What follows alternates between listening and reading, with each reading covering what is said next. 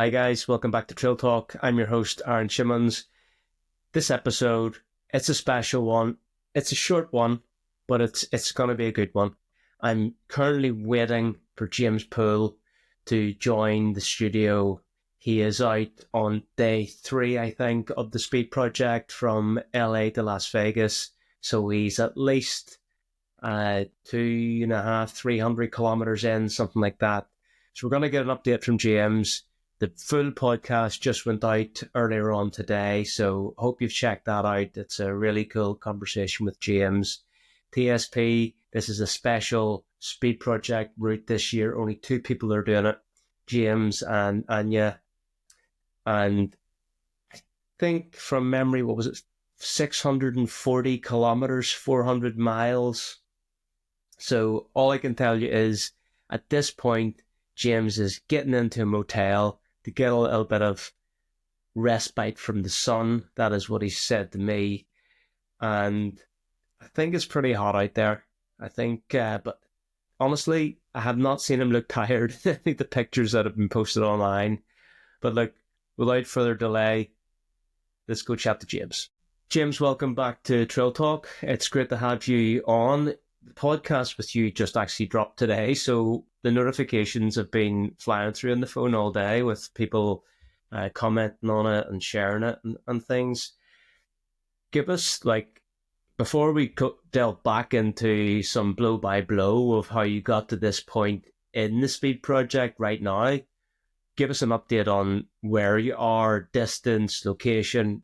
Give us the skinny on that. Yeah, I'm currently in the salubrious Nine Palms Inn, which was, which is a motel, the cheapest motel I could find, with some sign of life, because I've got a big day tomorrow. I can go into that in a bit more depth, but I'm over 300 kilometers into, around about 670 to 690 kilometer. So I'm at the end of my 3rd day, and my aim was to do 100k a day. So I'm kind of there, which is good. Although today has been really short. So, it is what it is. You've been true to your promise of posting content every day. And the thing that is kind of maybe it's not surprising me, because we did this last year, but you don't look fucked, mate. I mean, you're looking not too bad. Well, this isn't my first rodeo, and to be honest, I feel bad about my content, because I had intended to create reels, and I have content for reels for the first couple of days. But you underestimate how hard it is just to get your ass from one place to another, let alone trying to create actually to put the content together, which is the hard part. And the last 2 days, the first day was 140 kilometers, and yesterday was 122, I think. So just didn't have, and that's last night I slept in the bushes in Pioneer Town, because I was just too tired to make it to that motel. So it's not really the best office space for creating reels. I just needed to sleep. Despite it being quite crap sleep, it's still better than trying to. So I have lots of content that I haven't released. I've got drone footage and things from various places, but yeah, I'm just trying to do something. And it's not my first rodeo, but the wonders of the iPhone 16 Pro to make you look a bit less shit than you feel. So, let's just dig into that a little bit. So, what type of content have you at least been filming? We mightn't get an opportunity to see it, but so you've had the drone out. Have you been filming any vlog style? Yeah, and I haven't been talking to it, because what am I going to do with it at the end? So there's a load of if I can get some time to put, even if it's a 60-second reel of the whole trip, then maybe that's what I'll do. So I've got some content of the McDonald's, and I've got some. It's pretty epic once you get out here, and I will use the drone, I think, a bit more in the next few days. It's kind of the first 140k is urban Los Angeles built up, and no one wants to see that shit. It's fine, and also, there are some restrictions around flying drones and things. So a little bit like you see something cool, you put the drone up for 2 minutes and you put it back down again. But I haven't done a lot of it. So it's largely been sort of content, things I've seen, and the further you get out, further into the desert, the better Joshua Tree has, as you can imagine, a ton of Joshua trees, and I've managed to find some quite, it's not technical trail, but I managed to find more trail than perhaps some, you could find. You could definitely stick to the whole way from the road if you wanted to. But yeah, it's been, I don't know. When I look at it, I probably realize it's a load of old rubbish, but yeah, certainly I've seen some waterfalls because, well, isn't there some statistic around like 90% of people never look at the photos they take on their iPhones? It'll probably go into that dustbin. But yeah, I should do something with it, I guess. So let's jump back to the start. You started earlier than the regular solo, and take us through your first sort of 24, 30 hours and what that looked like. A big part of doing this is not just the running, it's the people and the experience. And so there was a bit of discussion between the other solo runner who's doing the same route as me, Anya, about what time to start. And I wanted to start and go. There was a solos meet and greet. So the solo competition usually starts on the Monday. Everyone was going to go to this thing on the Saturday. So I started the pier at 4 p.m. and ran and had a beer and some tequila at the party, and then pushed on. So I started at 4 p.m. on Saturday, running through LA, and managed to get about 100 before I slept. I had a little like 2-hour nap in the somewhere or other, can't remember now, but I didn't sleep in the motel until I got to like 140k, which is San Bernardino on the Sunday. So that was my first day. It was pretty much built up city, pretty awful in places. I mean, there were sidewalks and things, so at least I wasn't battling the traffic. But I love the US, but for a country that's so rich, there's a lot of crackheads and a lot of homeless people. And the route I chose is just a straight line, so you run through some slightly undesirable places. So I was kind of happy to get that done and get to San Bernardino and drop into a Motel 6 for 4 or 5 hours, and it was probably a little bit more time than I wanted to stay. But therein lies the challenge of these things: is that you get to a motel in a comfy bed, even if it's just a basic motel, and it's kind of hard to claw yourself out after 80 miles or something from the previous day. But yeah, and then the second day was completely different because it was the climb into the San Bernardino Mountains, which I won't lie, I was worried about for a couple of reasons. One was snow, which turned out to be non-existent, almost a few tiny patches at about above 2,000 meters, and bears, and didn't see any really signs of life. I didn't see any other people, just saw a lot of traffic. Quite an unpleasant climb, to be honest, just no hard shoulder and a twisty road up into the mountains. So, kind of running against and with the traffic, depending on the corners. It wasn't my favorite thing. I climbed about 2,000 meters in that yesterday. And then we're looking for a shortcut, dropped through I found a trail, which I wasn't like I found the trail. I had an intention to go through a trail and cut down into Pioneer Town, which I managed to do last night, but it was a long day. And with the climbing, I just towards the end, I just felt tired. I stopped in a really nice diner, halfway up the climb, and the staff was super nice, and had a big burrito, but then I didn't eat for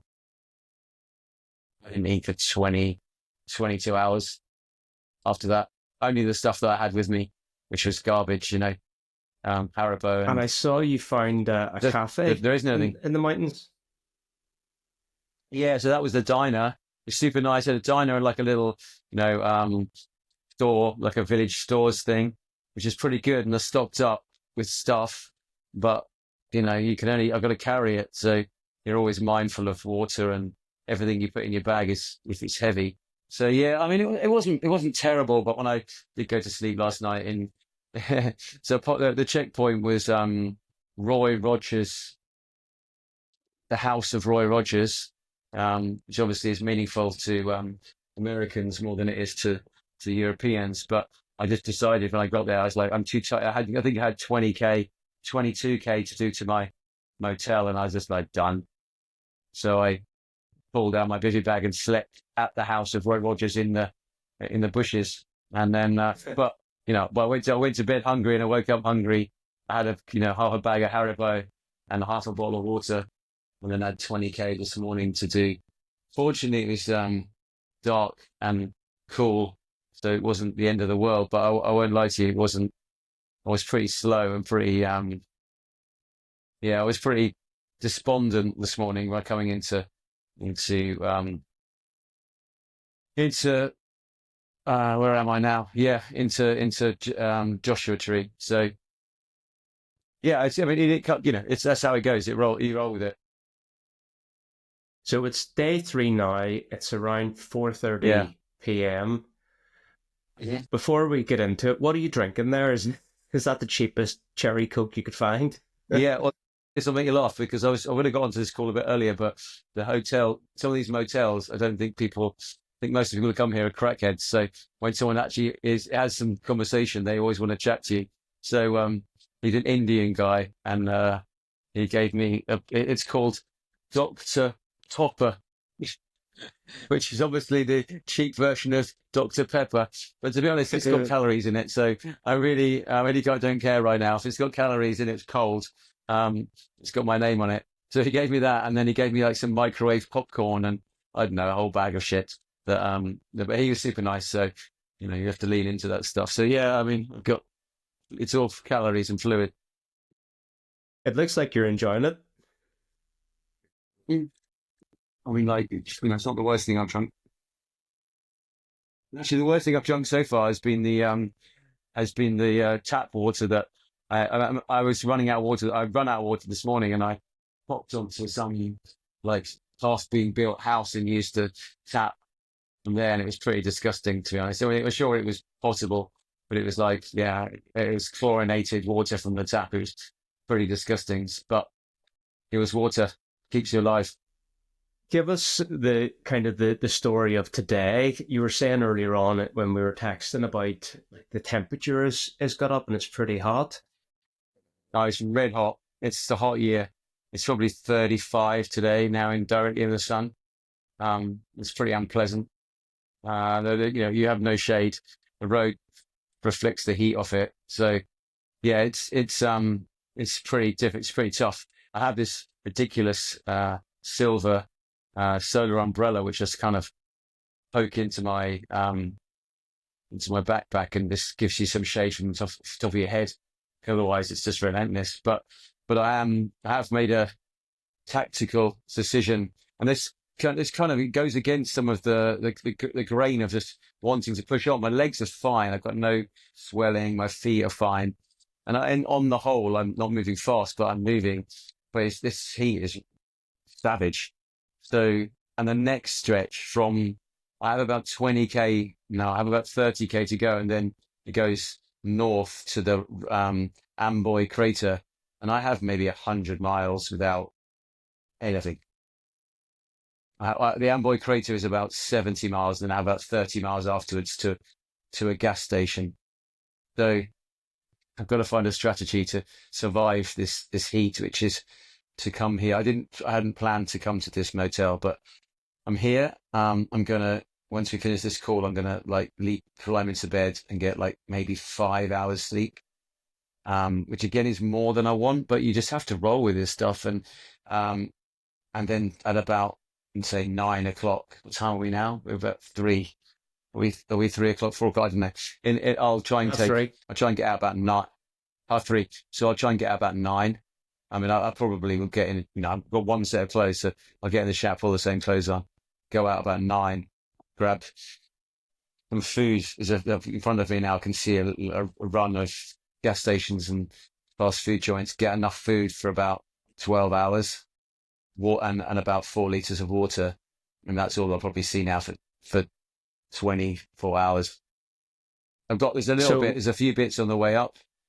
And I'm honestly really worried about given how hot it is. There's no shade. There's nothing for 160 kilometers.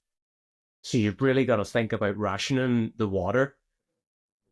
Oh yeah, I mean, you have to ration the water anyway. a standard practice is that, and then that's why doing it at night will mean I can minimize the water. I have some dehydrated meals, but I still need water for them. So, Talk a little bit about that, because you mentioned on text that you're going to move at night to get past some of the heat.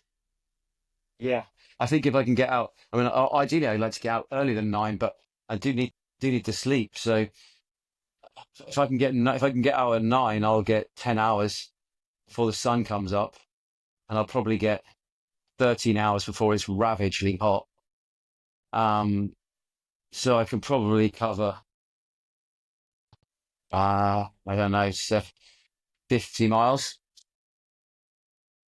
So I can probably do 50 to 60, 50 miles probably. It ain't a whole lot of running. I mean, there's a bit of running, but it's still hilly. So maybe I'll do 50 miles or so. I don't know. My maths is gone a bit, but I'll try and cover a big chunk of that and then move really fucking slowly. The Amboy Crater is about 70 miles from here, I think. So if I can get to that checkpoint, that's kind of that done, and then I'll worry about the next bit. But yeah, it ain't good. Honestly, it's and there isn't really a get out of jail free card. So probably need to pack. If I pack 4 liters of water, it's 4 extra kilos. Yeah, I need to. There's some places, but there's about 30, 25 to 30k of road between me and that last exit, so I can pick stuff up along the way. So I've got 30k where I can replenish things, but so I won't take 4 liters of water from there. Even yesterday, you get to places that you think they're open and it's like, they're not open. And so it's a risk. It's a risk. It's definitely the hardest section. Because there is nowhere to stay. I am gonna have to sleep outside tomorrow. It's not without its risks for sure. And so, when will you start to see other runners? I saw Anya. I saw her partner who's crewing her.